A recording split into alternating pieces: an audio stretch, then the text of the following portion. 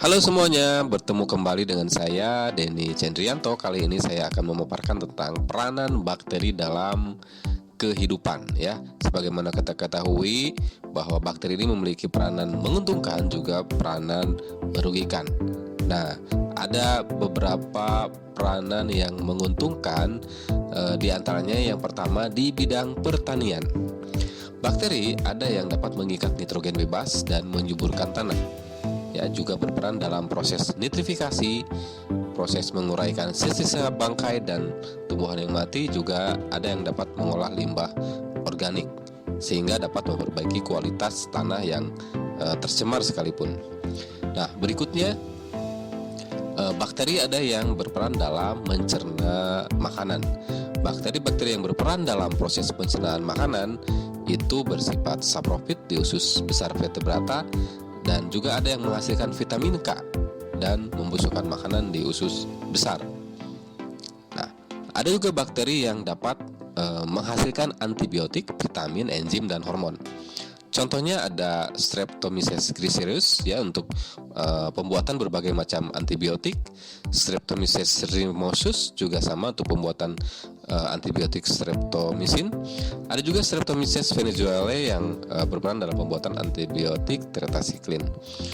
Dan di antara bakteri yang lain ada juga yang bakteri berperan dalam pembuatan vitamin, yaitu contohnya Pseudomonas denitrificans dan Propionibacterium sermani yang dapat menghasilkan vitamin B12. Bakteri yang berperan dalam pembuatan enzim dan hormon, contohnya adalah Escherichia coli, di mana ini adalah strain bakteri hasil rekayasa genetika yang dapat menghasilkan hormon insulin sintetis. Berikutnya ada juga bakteri yang bermanfaat dalam menghasilkan berbagai jenis makanan dan minuman baru. Ya, bakteri-bakteri yang berperan dalam pembuatan berbagai jenis makanan dan minuman baru contohnya adalah Lactobacillus bulgaricus dan Streptococcus thermophilus yang berperan dalam pembuatan yogurt. Ada juga Streptococcus lactis dalam pembuatan kefir. Kemudian dalam pembuatan keju yaitu Streptococcus cremoris. Dalam pembuatan nata de coco yang berbahan baku air kelapa itu biasanya menggunakan bakteri Acetobacter pseudomonas. Lalu kemudian ada bakteri yang berperan dalam pembuatan asam cuka dan alkohol, misalkan Acetobacter aceti dan Gluconobacter. Ada juga pembuatan asam amino untuk bahan MSG, contohnya adalah Corynebacterium, Glutamicum, dan Brevibacterium flavum. Selanjutnya ada bakteri yang bermanfaat dalam membunuh hama tanaman atau yang biasa disebut sebagai biopestisida. Beberapa bakteri dapat dimanfaatkan dalam pembuatan bioinsektisida komersil karena dapat membunuh hama ulat serangga seperti Bacillus thuringiensis, Bacillus popiliae, Bacillus lentimorbus, dan juga Bacillus sphaericus. Selanjutnya, ada juga bakteri yang berperan dalam industri logam. Bakteri yang telah dimanfaatkan dalam industri logam, khususnya logam berat, contohnya adalah Thiobacillus ferroxidan, yaitu bakteri yang dapat memisahkan tembaga dari bijinya. Ada juga bakteri yang dapat menghasilkan biogas. Bakteri ini dapat menghasilkan biogas dari sampah dan kotoran ternak, contohnya adalah Methanobacterium. Selain yang menguntungkan, banyak juga bakteri yang merugikan.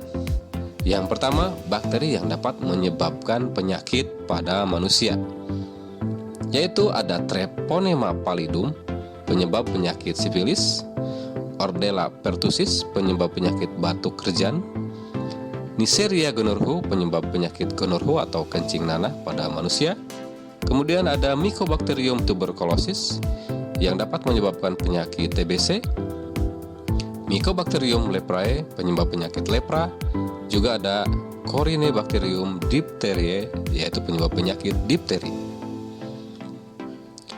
Ada lagi Clostridium tetani yang dapat menyebabkan tetanus, Vibrio cholera, penyebab penyakit kolera, Salmonella typhi, penyebab penyakit tipes, Streptococcus pneumoniae, penyebab penyakit radang pneumonia. Juga ada Clostridium botulinum yang dapat menyebabkan keracunan makanan atau botulisme. Selain pada manusia, ada juga yang menyebabkan kerugian atau penyakit pada ternak. Contohnya adalah Bacillus anthracis yang dapat menyebabkan penyakit antraks yang dapat menular juga kepada manusia. Ada juga Coxiella burnetii, yaitu penyebab penyakit demam pada ternak yang sama dapat menyebabkan penularan kepada manusia. Selanjutnya, selain kepada ternak dan juga manusia, ada juga yang bakteri yang menyebabkan penyakit pada tanaman budidaya. Contohnya ada Agrobacterium tumefaciens, penyebab penyakit tumor crown gall. Ada juga Pseudomonas solanacea, yaitu penyebab penyakit pada tanaman tomat, terong, dan cabai. Ada lagi Candidatus liberibacter asiaticus, penyebab penyakit CPPD pada tanaman jeruk. Ada juga Pseudomonas cattleya, penyebab penyakit pada tanaman anggrek seperti Cattleya. Dan juga ada Bakterium papaya yang menyebabkan penyakit pada tanaman pepaya. Dari penjelasan yang sudah dijelaskan, dapat disimpulkan bahwa bakteri memiliki peranan yang penting dalam kehidupan manusia, baik yang berperan menguntungkan maupun yang merugikan. Bakteri yang memiliki peran yang menguntungkan karena bermanfaat di berbagai bidang. Sedangkan bakteri yang memiliki peranan yang merugikan karena dapat menimbulkan berbagai penyakit, baik penyakit pada manusia, pada ternak, maupun pada tanaman budidaya.